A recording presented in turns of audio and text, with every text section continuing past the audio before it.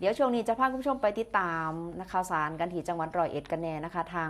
รัฐมนตรีว่าการกระทรวงเกษตร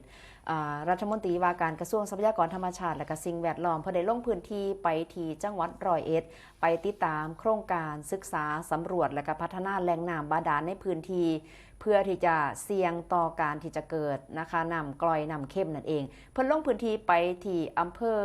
ไปที่ตำบลอุ้มเมาอำเภอธวัดบุรีจังหวัดร้อยเอ็ดค่ะโดยทางดร.เฉลิมชัยศรีอ่อนรัฐมนตรีว่าการกระทรวงทรัพยากรธรรมชาติและสิ่งแวดล้อมลงพื้นที่ไปที่จังหวัดร้อยเอ็ดไปติดตามโครงการศึกษาสำรวจพัฒนาแหล่งน้ำบาดาลในพื้นที่เสียงกลอยเข้มอำเภออุ้มเมาตำบลอุ้มเมานะคะอำเภอธวัดบุรีจังหวัดร้อยเอ็ดแก้ไขปัญหาให้กับพี่น้องประชาชน15หมู่บ้านกว่า 7,200 คนมีน้ำกินน้ำใส่ตลอดปีโดยมีนายผ้าดลถาวรกิจรัตน์นะคะอธิบดีกรมทรัพยากรน้ำบาดาลนายชัชวาลเบญจสิริวงศ์ผู้ว่าราชการจังหวัดร้อยเอ็ดพร้อมด้วยผู้บริหารในสังกัดกระทรวงทรัพยากรธรรมชาติและสิ่งแวดล้อมประชาชนเข้าร่วมในงานสืบเนื่องจากประชาชนในพื้นที่ตำบลอุ้มเมาอำเภอธวัดบุรีจังหวัดร้อยเอ็ดประสบปัญหาขาดแคลนน้ำเพื่อการอุปโภคบริโภคซึ่งพื้นที่กว่า70%มีปัญหาด้านคุณภาพน้ำกร่อยเข้มประกอบกับสถานการณ์ภัยแล้งมีแนวโน้มที่รุนแรงขึ้นปริมาณฝนนะคะก็น้อยลงเฮ็ดให้ปริมาณน้ำเก็บกักในแหล่งน้ำบ่เพียงพอกรมทรัพยากรน้ำบาดาลก็มีการดำเนินการสำรวจก็พบว่าบ้านคำเจริญตำบลอุ้มเมาอำเภอธวัดบุรีเป็นพื้นที่ที่มีศักยภาพน้ำบาดาลเฉลี่ย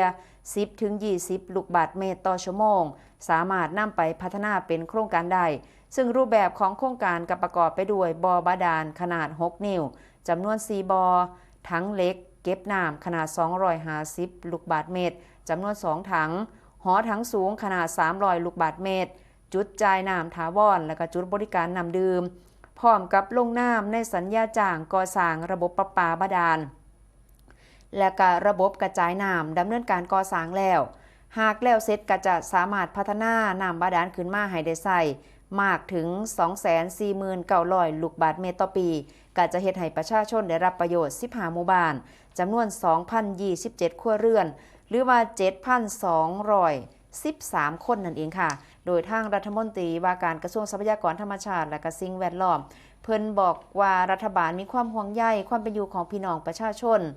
และก็สามารถที่จะดำเนินชีวิตได้อย่างมีความสุขซึ่งทางกระทรวงทรัพยากรธรรมชาติและก็สิ่งแวดล้อมได้ดำเนินการซอยเหลือแก้ไขปัญหาการขาดแคลนน้ำให้แก่พี่น้องประชาชนได้มีน้ำเพื่อการอุปโภคบริโภคตลอดทั้งปีที่เร่งดำเนินการเจาะและก็พัฒนาบ่อน้ำบาดาลในพื้นที่ที่มีศักยภาพเหมาะสมเพื่อที่จะซอยประชาชนให้มีคุณภาพชีวิตที่ดีขึ้นนั่นเองค่ะ